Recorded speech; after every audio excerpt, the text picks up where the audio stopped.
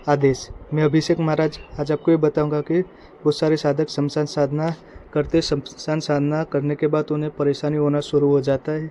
क्यों उस परेशानी होना शुरू हो जाता है उसके बारे में मैं संपूर्ण बातें और चीज़ें समझा दूंगा, क्या कारण है उसका, तो फिर उससे क्या करना चाहिए। जो मैं बताऊंगा वो कार्य करके आपको साधना में भी सफलता मिलेगी, वैसी परेशानी भी नहीं होगी आपको वो कार्य करने के बाद। और क्या नियम रखने, कैसे कार्य करना है, कैसे साधना में बैठना है, साधना कैसे करनी है, उसके बारे में भी मैं आपको संपूर्ण चीज़ें बता दूंगा। तो फिर उस पर चलना है आपको, तो फिर आपको कोई प्रॉब्लम नहीं होगी, कोई परेशानी नहीं होगी। जो साधक रहते हैं, बहुत सारे साधक को शमशान साधना करने की इच्छा होती है और शमशान साधना करते, तो फिर उन्हें धीमे धीमे परेशानी होना शुरू हो जाता है, क्योंकि उन्हें पता नहीं रहता है कि शमशान साधना कौन सी है, साधना में नियम क्या रखना है, साधना में भोग क्या लगाना है, कैसे करनी है, कौन सी जगह करनी है। इसके लिए उन्हें ये सब कुछ पता नहीं रहता है, तो फिर उनको परेशानी, प्रॉब्लम होना शुरू हो जाता है, क्योंकि उन्हें ज्ञान नहीं है उस चीज़ का। समझे, उन्हें ज्ञान प्राप्त नहीं हुआ है और कोई चीज़ें आपको पता नहीं चल रही है, कोई चीज़ें आपको पूछनी है, आपको साधना में सफलता नहीं मिल रही, साधना में नियम कैसे करना है, सेवा में नियम कैसे रखना है, तो व्हाट्सएप के जरिए मुझसे बातचीत कर सकते हो। नंबर के जरिए आपको आपके प्रश्न के जवाब तुरंत आपको मिल जाएंगे। शमशान साधना जो करते साधक लोग, सबसे पहले उन्हें ये पता नहीं रहता है कि साधना शुरू होने के पहले क्या करना है, कैसे करना है, शमशान साधना कहाँ करनी है। साधना कोई भी करेंगे तो पहले वचन लेना है आपको, समझे। साधना शुरू करते एक वचन लेना है, गुरु का आदेश लेना है। गुरु का आदेश लेने के बाद आसन मंत्र लगाना पड़ता है। आसन मंत्र लगाने का क्या फ़ायदा रहता है आपको वो भी मैं बता दूंगा। आसन मंत्र लगाना पड़ता है तो सुरक्षा बंधन लगाना पड़ता है, देवताओं को आदेश करना पड़ता है, तो फिर साधना शुरू करनी पड़ती है, समझे। तब जाके साधना करनी पड़ती है। अगर आपने बंधन नहीं लगाया, सुरक्षा बंधन नहीं लगाया है, तो फिर आपको वो चीज़ आके, अगर आपने सुरक्षा बंधन भी नहीं लगाई है, तो फिर जो चीज़ का आप साधना कर रहे हो, ध्यानस्थ कर रहे हो, मंत्र जाप कर रहे हो, तो फिर नेगेटिव ऊर्जा जो है, खराब शक्ति जो है, वो भी उसके साथ साथ आएगी। जिस चीज़ की आप साधना करने जा रहे हो वो तो आपको कुछ परेशानी नहीं लाएगी, पर जो खराब ऊर्जा है, दूसरी कोई शक्ति है, वो आके आपको परेशानी करेगी और वहाँ पे आके आपकी साधना में विघ्न लाएगी और आपको साधना पूरी नहीं करने देगी। इससे क्या होता है, आपकी साधना में भी असफलता मिलता है, समझे। और किसी को साधक को इसके बारे में पूछना है और कुछ, तो व्हाट्सएप के जरिए मुझसे बातचीत कर सकते हो। आपको आपके वहाँ पे आपको संपूर्ण चीज़ें मैं समझा दूंगा,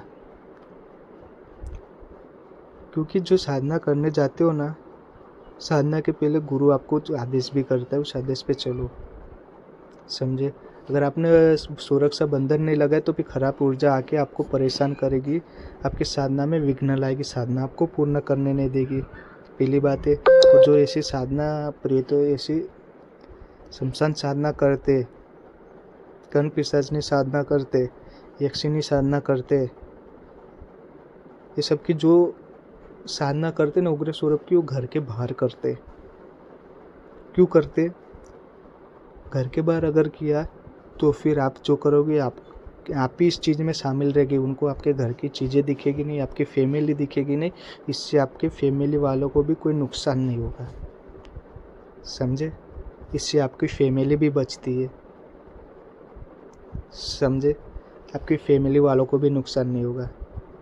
जो ऐसी उग्र स्वरूप की साधना करते हो, ये तो साधना शमशान साधना जो रहती है शमशान में की जाती, प्रेतों की साधनाएँ रहती है।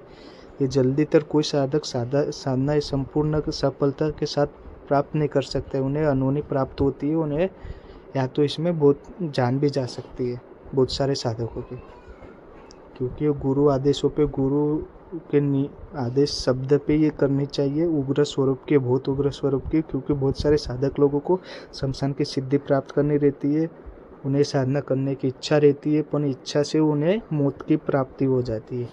जो रहता है मैं सच बताता हूँ, क्योंकि मेरा काम जन कल्याण करना है, अच्छे के रास्ते पे चलाना है साधक भगत लोगों को, उन्हें ज्ञान प्राप्त करवाना है।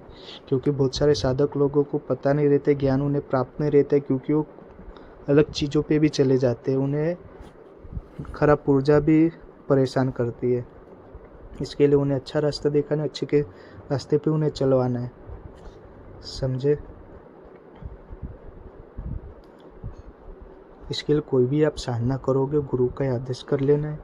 और जो साधना आप करोगे उग्र स्वरूप की, उसमें उग्र स्वरूप के भोग भी लगाने पड़ते हैं। मांस का भोग लगाने पड़ता है, किसी को दारू का भी भोग लगाना पड़ता है, समझे, मदिरा भोग लगाना पड़ता है, क्योंकि उग्र स्वरूप की प्रेत साधना है, शमशान साधना है, प्रेतों को सिद्ध किया जाता है, समझे।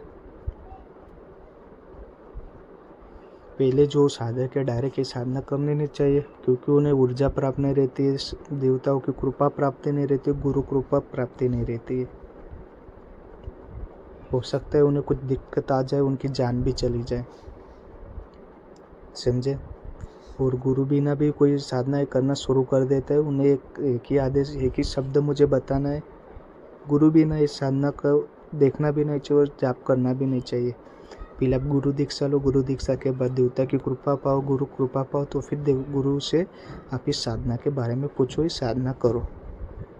और अच्छा गुरु रहेगा वो ये पहले साधना करने नहीं दिया, क्योंकि जो मेरे शिष्य जो लोग रहते हैं उन्हें पहले मैं देवताओं की कृपा प्राप्त करवा, तो वो प्राप्ति करवाने के बाद उन्हें देवताओं की साधना करवा, तो उसके बाद इस चीज़ों में मैं उतारवाता हूँ। ज़्यादातर मैं किसी को ये चीज़ के बारे में समझाता नहीं, क्योंकि बहुत सारे साधक भगत लोगों का मुझे मैसेज आया था, उन्होंने पूछा था कि मैं ऐसी परेशानी में वैसी साधना की थी।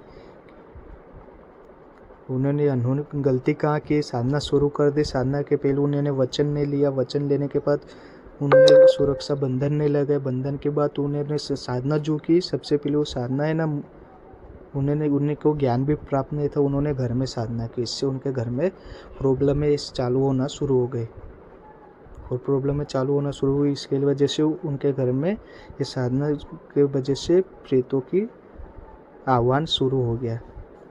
क्योंकि ये प्रेतों को आह्वान देने के मंत्र रहते, इसमें प्रेत आपके पास आके आपसे इच्छा पूर्ण करने के लिए वो भोग भी मांगते, तो फिर आपसे वचन लेते, उनको भोग दिया वो दिया, तो फिर उसके बाद आपसे वो आपका जो कार्य करेंगे उसके बाद वो कार्य करेंगे।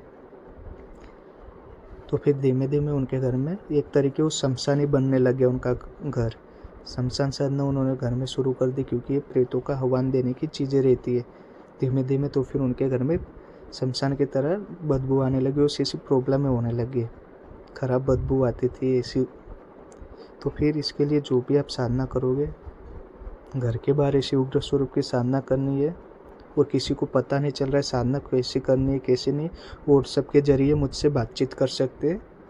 जो नंबर है आपको हर वीडियो में बता दिया गया है, और डिस्क्रिप्शन में भी नंबर दिया हुआ है मेरा, आप डिस्क्रिप्शन में भी नंबर दिया है, वहाँ से देख के मुझसे बातचीत कर सकते हो।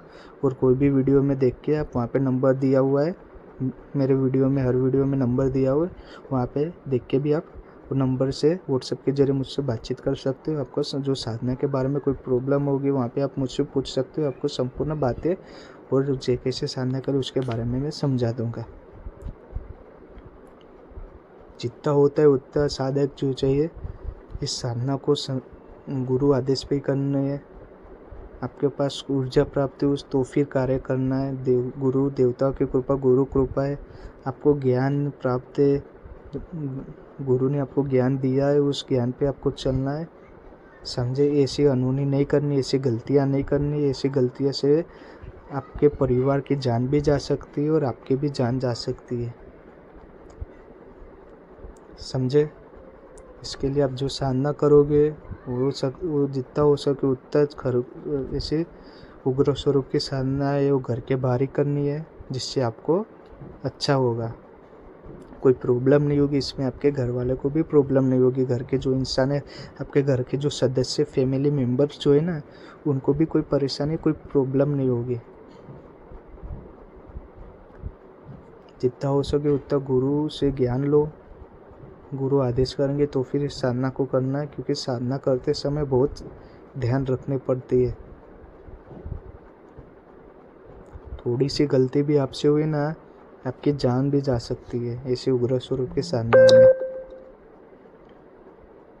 इसके लिए जो भी साधना करोगे आप सोच समझ के करें, वचन लेके करें। जो मैंने बताया आपको साधना कैसे करनी है, साधना में शुरू में कैसे साधना करनी है, वैसे करो, आपको सफलता मिलेगी। आपको अगर ऐसी चीज़ें नहीं मिली है तो आप मुझसे बातचीत कर सकते हो। आपको मैं वो सब कुछ चीज़ें मंत्र जो है आपको बता दूंगा, इससे करना है आपको, तो फिर वो कार्य करना है।